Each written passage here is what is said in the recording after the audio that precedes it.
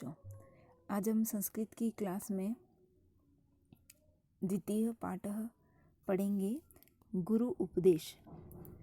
गुरु उपदेश, यहाँ संधि विच्छेद है गुरु प्लस उपदेश।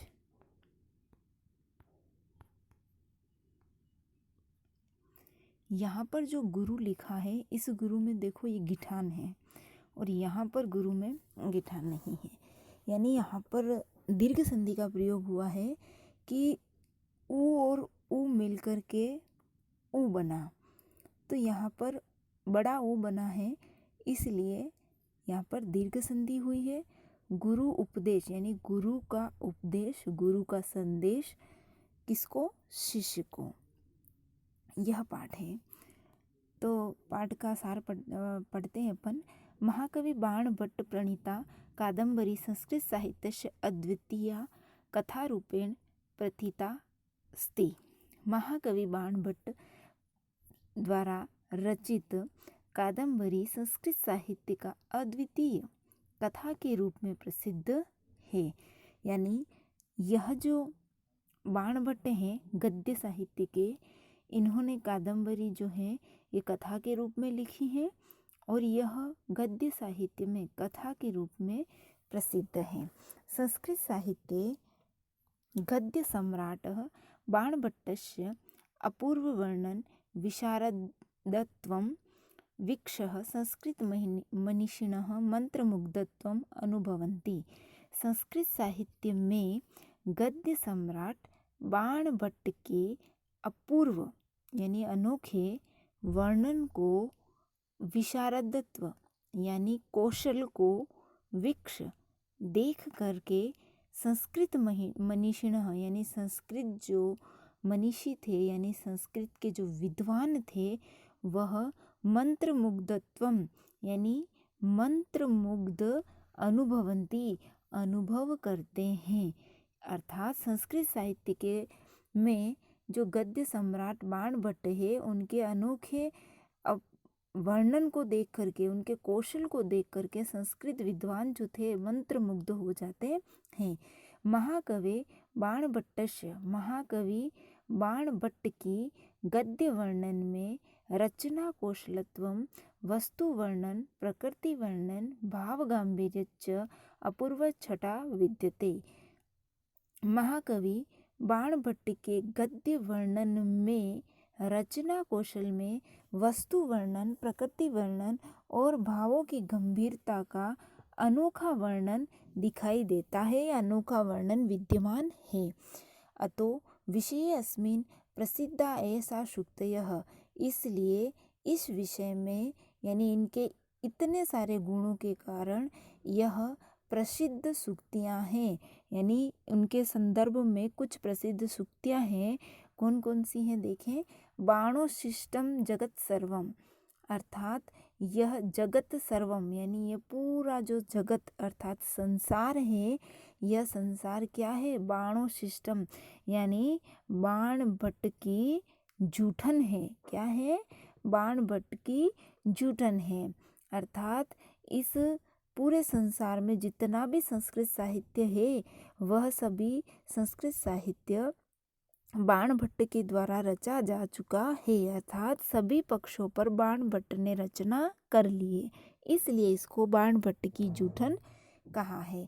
बाणः कविनाम इह चक्रवर्ती, और कहा गया है कि यह जो बाणभट्ट है, इन संसार में कवि इह चक्रवर्ती, जितने भी यहाँ पर इस संसार में इह यानी इस लोक में, इह यानी इस लोक में जितने भी कवि हैं, उन सभी कवियों में बाणभट्ट जो है वो क्या है? चक्रवर्ती अर्थात सभी कवियों में सर्वश्रेष्ठ है। वाणी बाणो बभूवः, और बाणभट्ट के इतने सारे विषयों को लेकर के काव्य की रचना की गई है, इसलिए सभी की वाणी जो है वह क्या बन गई है? बाण बन चुकी, बाण हो गई है। बाणस्तु पंचाननः, और बाण तो है वो क्या है? पंचानन है, अर्थात उनके 5 मुख है। हृदयवस्ति पंचबाणस्तु बाणः। और पंचबाण या पंचबाण है जो वह कामदेव के लिए कहा गया है कि कामदेव और बाणभट्ट जो है वह हृदयवस्ती अर्थात हृदय में निवास करते हैं, यानी हृदय में निवास है। बाणभट्ट और कामदेव का निवास स्थान तो हृदय है, हृदय में है। अगला पैराग्राफ देखें। सम्राट हर्षवर्धन से 606 ईस्वी से 648 ईस्वी पर्यंत राजसभाया आश्रित कवि रूपेण तेन हर्षचरित कादम्बरी चेति ग्रंथद्वयं विरचितम्।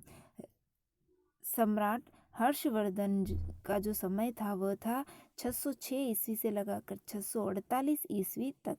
राजसभा में आश्रित कवि के रूप में इनके द्वारा यानी बाणभट्ट के द्वारा तेन शब्द किसके लिए आया? बाणभट्ट के द्वारा हर्षचरित और कादम्बरी चेती यानी च इति अर्थात इस प्रकार के ग्रंथ द्वय विरचित, 2 प्रकार के ग्रंथों की रचना की थी। कौन कौन से 2 प्रकार के ग्रंथ के नाम याद रखना? हर्षचरित और कादम्बरी।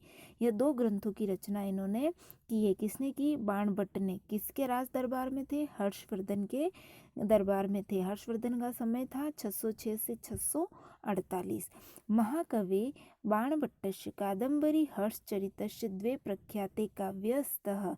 महाकवि बाणभट्ट की कादम्बरी और हर्षचरित दोनों ही बहुत ही प्रसिद्ध काव्य हैं, अर्थात ये दोनों जो काव्य है दोनों ही प्रसिद्ध काव्य है। हर्षचरित जो काव्य है यह हर्षचरित है आख्यायिका है, अर्थात गद्य साहित्य में जो गद्य है वो कथा और आख्यायिका 2 भाग में है। तो यह हर्षचरित है वो आख्यायिका है, अर्थात पुराने प्राचीन समय में ऐसा कोई राजा है, वास्तव में ऐसा राजा हुए हैं और उनके आश्रित कवि हैं, तो वो सत्य घटना पर आधारित है, वह होती है आख्यायिका जहाँ वास्तविकता होती है। और कादम्बरी जो है वह कल्पित कथा चास्ती अर्थात कल्पित कथा है। हर्षचरित आख्यायिका है और कादम्बरी कल्पित कथा है, अर्थात कल्पना पर आधारित है। कादम्बरी की कथा जो है वह कल्पना पर आधारित है। कादम्बरी सर्वोत्कृष्ट गद्य काव्यम अस्ति।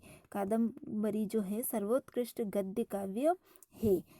काव्ये अस्मिन् चंद्रापीठ कादम्बरी पुंडरीक महाश्वेतायाश्च प्रणय कथा वर्णिता अस्ति। काव्य अस्मिन् इस काव्य में अर्थात कादम्बरी में चंद्रापीठ और कादम्बरी की और पुंडरीक और महाश्वेता के प्रेम की कथा का वर्णन है, अर्थात 2 नायक है और 2 नायिका है। एक नायक का नाम चंद्रापीठ है, दूसरे का पुंडरीक है। चंद्रापीठ की नायिका है कादम्बरी और पुंडरीक की नायिका है महाश्वेता। इस प्रकार के चंद्रापीठ और पुंडरीक 2 नायक है, कादम्बरी और महाश्वेता 2 नायिका है। इन दोनों नायकों के पुनर्जन्म की कथा यहाँ पर बताई गई है। आगे देखें। गुरु उपदेश पाठ जो है कादम्बरी के सुकनाशो उपदेश नामक गद्य खंडात ग्रहीतः।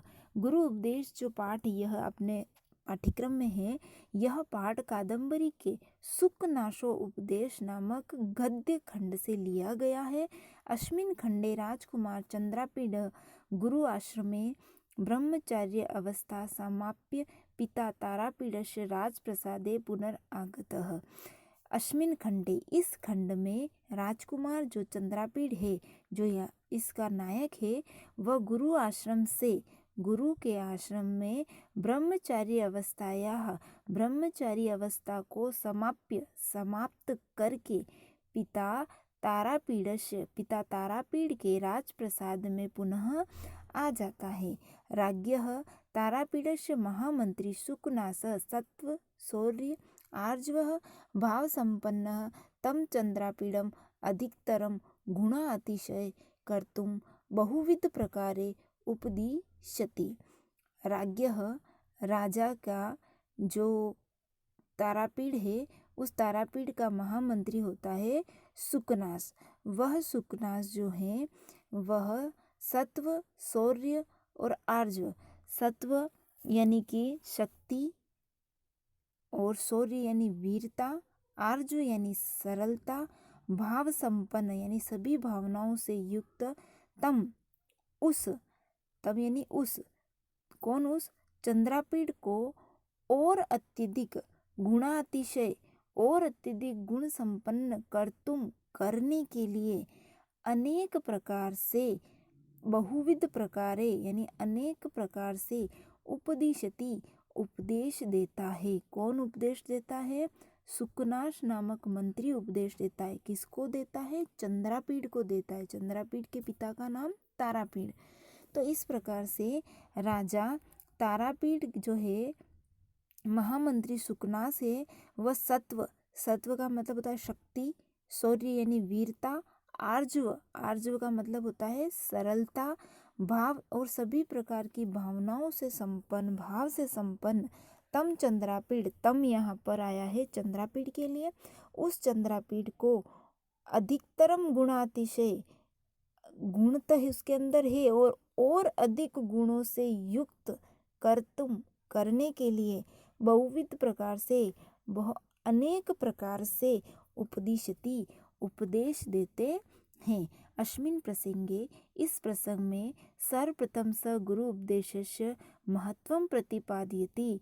अस्मिन् प्रसंगे, इस प्रसंग में सर्वप्रथम सह, वह गुरु उपदेश के महत्व को प्रतिपादित करता है। सह, यहाँ पर ये स शब्द किसके लिए आया है? सह अर्थात वह, कौन? सुकनास। सुकनास जो मंत्री है वह पहले गुरु के उपदेश के महत्व को प्रतिपादित करते हैं। तो पहले आप इसकी कहानी सुन ले कि प्राचीन समय में उज्जैनी नाम की एक नगरी होती है। वहाँ का राजा होता है तारापीड़ और उसका मंत्री होता है सुकनास। तो तारापीड़ की जो पत्नी होती है विलासवती, उसको स्वप्न दर्शन होता है कि राजा ने पत्नी के राजा की जो पत्नी है विलासवती, उन्होंने स्वप्न में उनके मुख में क्या होता है कि चंद्रमा का प्रवेश हो जाता है। यानी चंद्रमा जो है वो वहाँ पर प्रवेश करते हुए देखा मुख में। तो फिर उनका जो पुत्र की उत्पन्न होता है तो उसका नाम रखते हैं चंद्रापीड़। इधर सुकनास की जो पत्नी होती है मनोरमा, वह स्वप्न में देखती है कि उसकी गोद में एक दिव्य पुरुष है। तो पुरुष बैठा है और वह पुंडरीक, जैसे कि दिव्य पुरुष होता है, वो उनकी गोद में एक पुंडरीक रखा जाता है। तो इसको देख करके फिर थोड़े समय बाद उनके भी एक पुत्र रत्न की प्राप्ति होती है। तो मंत्री के पुत्र का नाम रखते हैं वैशंपायन और उसी का नाम अगले जन्म में पुंडरीक भी होता है। तो चंद्रापीड़ और पुंडरीक दोनों मित्र होते हैं। सुकनास जो होता है वह मंत्री होता है, मंत्री का बेटा होता है पुंडरीक। तो इस प्रकार से वह चंद्रापीड़ और वैशंपायन जो है या पुंडरीक जो है वो दोनों साथ में रहते हैं और साथ में विद्या अध्ययन करते हैं। जब ब्रह्मचारी की विद्या पूर्ण हो जाती है और गृहस्थ में प्रवेश करने जाते हैं तो चंद्रापीड़ जो है वह सभी गुणों से संपन्न होता है, सभी सर्वगुण संपन्न होता है। फिर भी सुकनास जो है वह उनको राज्य अभिषेक से पहले, वही विद्या अध्ययन हो जाता है तब राज्य अभिषेक होने वाला होता है, तो वह जो सुकनास है वो चंद्रापीड़ को शिक्षा देता है कि यह जो लक्ष्मी होती है, यह लक्ष्मी जो है हमारी बुद्धि जो है भ्रमित कर देती है। कब कब भ्रमित करती है? कि 3 चीज़ें महत्वपूर्ण होती है कि एक तो मनुष्य अगर अत्यधिक सुंदर है तब अगर आपके पास उसको सुंदरता का घमंड हो जाएगा। एक वह सर्वगुण संपन्न है। एक समय से पहले, आयु से पहले जन्मजात गर्भ से ही अगर उसको लक्ष्मी प्राप्त है, अर्थात पूर्वजों की, अपने माता पिताओं से उसको पहले से ही धन की प्राप्ति है, ऐश्वर्य की प्राप्ति है और उसको उस ऐश्वर्य की प्राप्ति करने के लिए, उस ऐश्वर्य को पाने के लिए किसी प्रकार का कोई परिश्रम ही नहीं करना पड़ा, तब उसको अहंकार हो जाता है और वह अहंकार उसका सर्वनाश कर देता है। तो इस प्रकार से बताया है कि ये जो लक्ष्मी होती है वो कैसे चंचल होती है और किस प्रकार से एक अच्छे सभ्य मनुष्य को भी, सर्वगुण संपन्न मनुष्य की बुद्धि को भी वो भ्रमित कर देती है। तो इस प्रकार से गुरु का उपदेश जो है, गुरु यहाँ पर शुकनास है, शिष्य यहाँ चंद्रापीड़ है, जिसको यहाँ पर उपदेश दिया जाता है। देखें, उपदेश में सबसे पहले वह गुरु के उपदेश के महत्व को प्रतिपादित करते हैं कि वस्तुतः गुरु जो है ज्ञानम, वस्तुतः गुरो ज्ञानम अमूल्यम भवति। वस्तुतः गुरु का जो ज्ञान है वह अमूल्य होता है। यह शिष्य गुरुकुले निवसनः भक्ति भावेन विद्या अध्ययनम करोति। यह शिष्य, यह का मतलब होता है जो शिष्य गुरुकुल में निवसनम निवास करते हुए भक्ति भाव से विद्या अध्ययन करता है, तस्य विद्या, उसकी विद्या, तस्य विद्या किसकी विद्या, उस शिष्य की जो विद्या है, अवश्यम एव सफला भवति, उस शिष्य की विद्या अवश्य ही सफल होती है। अद्यद्वे, अद्यद्वे का मतलब होता है आजकल, अद्यद्वे यानी आज कल, आजकल क्या होता है, अद्यद्वे अस्माकं समाजे तादृश गुरुकुलानाम अभावः। आजकल हमारे समाज में वैसे जो गुरुकुल है, उन गुरुकुल, तादृश, तादृश यानी वैसे, वैसे जो गुरुकुल है, आश्रम व्यवस्था है, उनका अभाव है। एव किंतु यत्रापि, फिर भी, जहाँ कहीं पर भी, फिर भी हमको यत्र तत्र देखना मिलता है। क्या देखने को मिलता है, विद्यालयेषु महाविद्यालयेषु वा गुरुवे पाठयन्ति।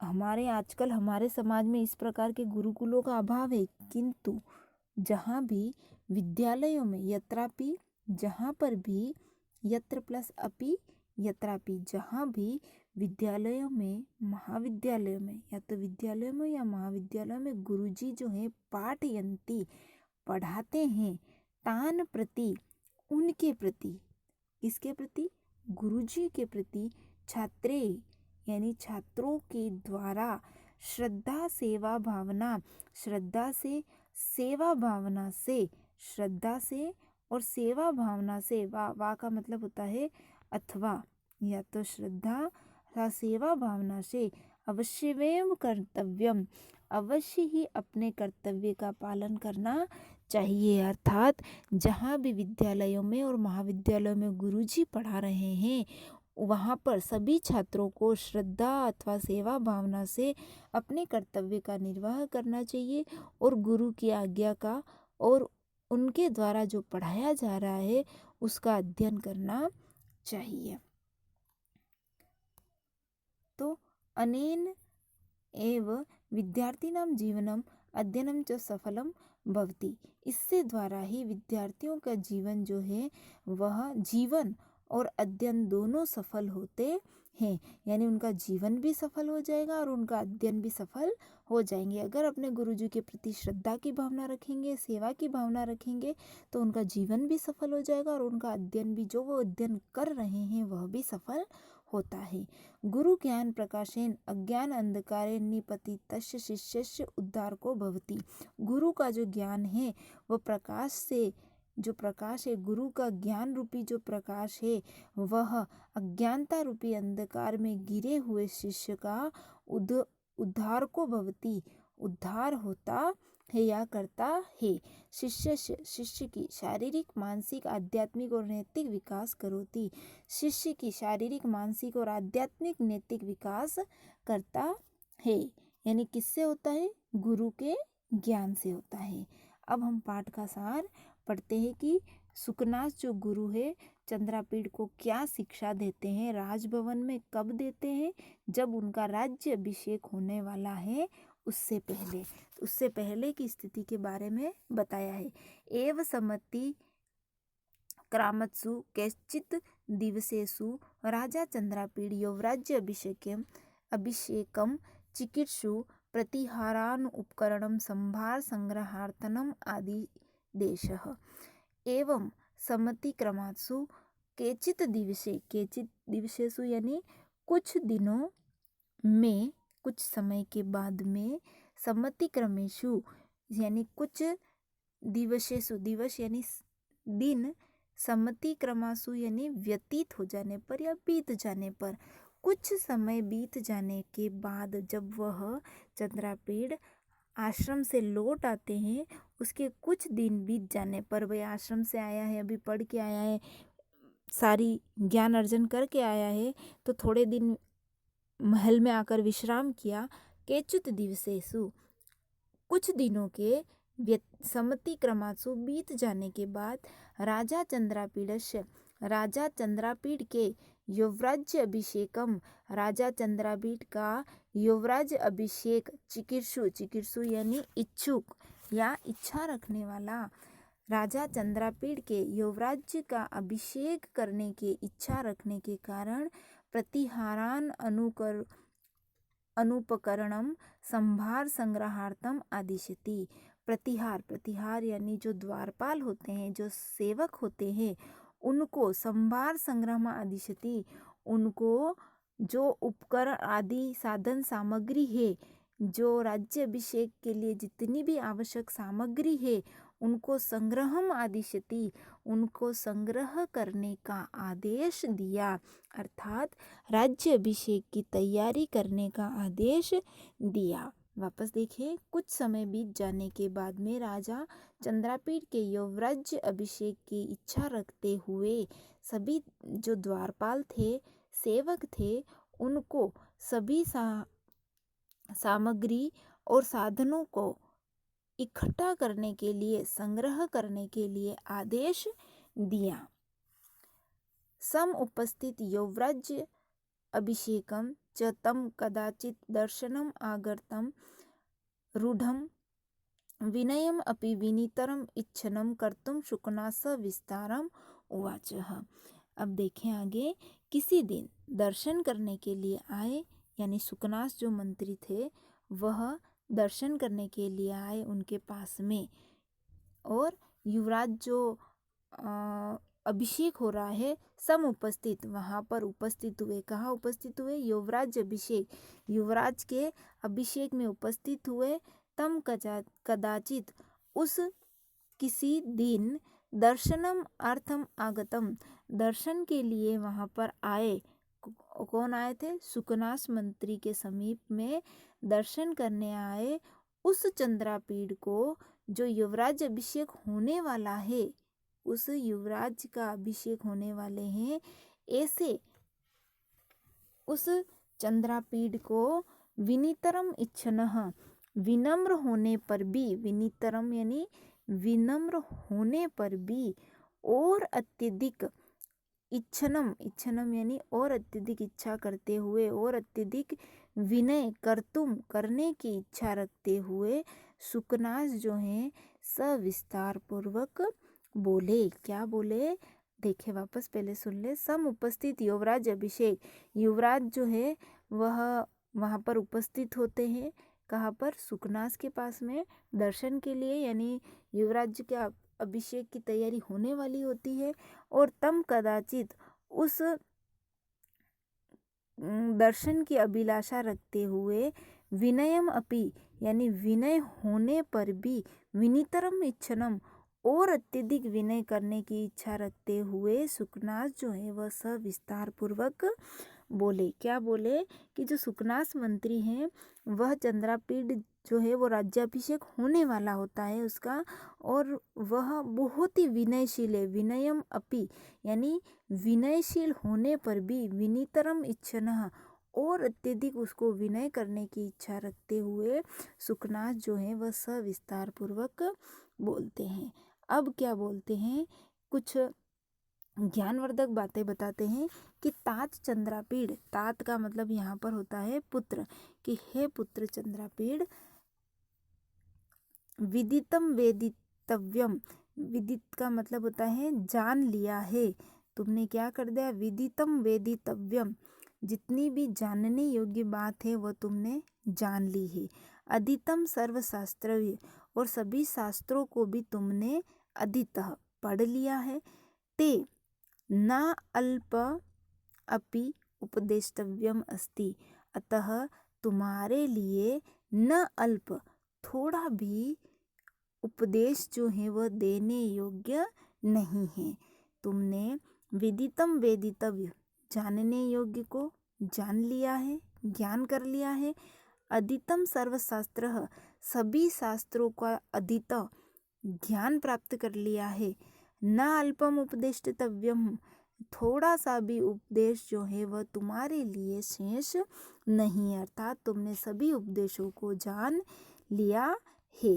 केवलम निसर्ग एवाति गहनम तमो यौवनम प्रभवम, केवल क्या कहा है कि फिर भी थोड़ा ज्ञानवर्धक बातें, भाई तुमने जानने योग्य सारी बातें जान ली है, लेकिन निसर्ग, निसर्ग यानी स्वाभाविक रूप से, प्राकृतिक रूप से कुछ जानने योग्य बातें हैं जो मैं तुमको बता रहा हूँ। क्या दे रहा हूँ कि यौवन से उत्पन्न, यौवन प्रभवः यानी यौवन प्रभवः यौवन से जो उत्पन्न तमो अंधकार है, एव अति गहन वो बहुत ही अत्यधिक गहन होता है। यानी यौवन अर्थात युवा अवस्था से उत्पन्न जो तम, तम यानी अंधकार है, वो अत्यधिक गहन होता है। यानी अब युवा अवस्था है तो युवा अवस्था में जितने भी दुर्गुण हैं वह स्वाभाविक रूप से ही अंदर आ जाते हैं, मनुष्य के शरीर में स्वाभाविक रूप से ही वह आ जाते हैं। अपरिणाम उपशमनो दारुण लक्ष्मी मदह, और यह जो लक्ष्मी का मद है अर्थात धन से उत्पन्न जो यह नशा है, मद, मद का मतलब होता है नशा। कैसा नशा है?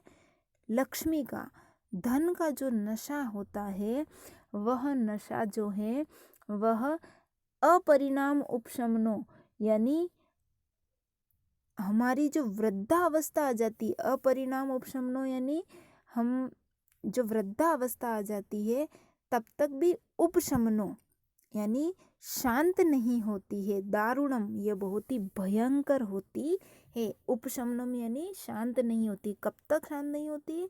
अपरिणामो हो यानी हमारी वृद्धावस्था तक यह जो लक्ष्मी का मद है यह बड़ा ही भयंकर होता है।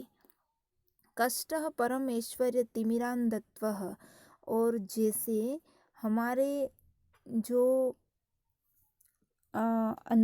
तिमिरांधत्व यानी कि आँखों का एक रतौंधी नामक रोग होता है। तिमिरांधत्व यानी कि अंधकार नामक या आँखों का रतौंधी नामक रोग जो होता है, यह रोग जो होता है ऐश्वर्य रूपी जो रतौंधी है, वह अंधापन जो होता है वो बहुत ही कष्टदायक होता है। यानी अगर कहा जाए कि कोई मनुष्य आँखों से अंधा है तो वह अंधा है तो ठीक है, उसको कष्ट होता है, जो प्रतिदिन के कार्य है या अपने जीवन के जितने भी क्रियाकलाप है उसको करने में उसको बड़ा ही कष्ट होता है। लेकिन यह ऐश्वर्य रूपी जो अंधापन है यह बहुत ही कष्टदायक है, क्योंकि उसके ऊपर अपने धन का घमंड है। तो उस धन के घमंड में, लक्ष्मी के मद में उसको कुछ नहीं दिखाई देता है, और वह जो नहीं दिखाई देना ही अत्यधिक कष्टदायक है। आगे देखें, अति तीव्र दर्प दाह ज्वर उष्म, जब अपने को तेज बुखार आता है तो अपनी जो त्वचा है, अपना शरीर जो है वो अंदर से और बाहर से जलन उत्पन्न करता है। क्या करता है? उष्मा। और ये ज्वर जो होता है, ज्वर यानी बुखार, ज्वर उष्मा यानी इस ज्वर में, इस बुखार में जो उष्मा आती है, जो जलन आती है, वह अत्यधिक तीव्र होती है। अर्थात यह ऐश्वर्य रूपी तीव्र दर्प, यहाँ देखे संधि विच्छेद है, यह दर्प, दर्प ये दे रखा है दर्प। दर्प का मतलब होता है अहंकार, घमंड, अभिमान। यह जो अहंकार होता है, अभिमान होता है, घमंड होता है कि मेरे पास इतना पैसा है, मुझे इस पैसे को प्राप्त करने में कोई भी परिश्रम नहीं करना पड़ा, मुझे सहज रूप में कम आयु में मुझे इतना सारा पैसा प्राप्त हो गया है। तो यह जो घमंड है, यह जो घमंड है वह तीव्र ज्वर की उष्मा से भी अत्यधिक है कि जब हमको बुखार आता है तो उसकी जो गर्मी होती है उससे भी ज़्यादा तीक्ष्ण होता है। विषमो विषय विषा स्वा मोह, यानी इंद्रियों के जो विषय रूपी विष होता है उसका सेवन करने से जो मूर्छा आती है वह भी बड़ी ही विकट होती है। अर्थात विषय वासना रूपी जो यह इंद्रियों की जो वासना है यह बहुत ही यानी रसादी अर्थात विषयों के भोग से उत्पन्न यह मोह है, यह बहुत ही भयंकर है। तो इस प्रकार से यह गुरु उपदेश है और आगे का जो ये पाठ है ये अपन अगली क्लास में पढ़ेंगे। यहाँ पर ये शब्दार्थ दे रखे हैं, इसको भी ध्यान में रखते हुए आपको इस पाठ का जो मैंने आज पढ़ाया है इसका अनुवाद आप करें। और इसका अनुवाद मैंने आपको पहले भी बोला था, इतना जो मैंने पढ़ाया है आपको यहाँ से शुरू करना है। ये ऊपर वाला तो पाठ का परिचय है, तो यह तो आपको ध्यान में रखना है। ये छोटे जो प्रश्न हैं उसमें आएंगे और यहाँ से आपको जो गद्यांश आते हैं वो यहाँ से आएंगे। तो इतने भाग का अनुवाद आपको अपनी कॉपी में लिखना है। एक पहला वाला शब्द लिखना, फिर डैश डैश करके लास्ट वाला शब्द लिखना। एक पैराग्राफ ये है और एक पैराग्राफ ये है, इसका अनुवाद आपको लिखना है। और ऊपर थोड़ी सी पाठ की भूमिका लिखना कि पाठ में कौन है, कौन कह रहा है, किसको कह रहा है और क्या कह रहा है। इस प्रकार से एक गुरु उपदेश है, इसका थोड़ा सा परिचय दे करके आप पाठ का अनुवाद हिंदी में अनुवाद ज़रूर लिखेंगे। ठीक है, धन्यवाद।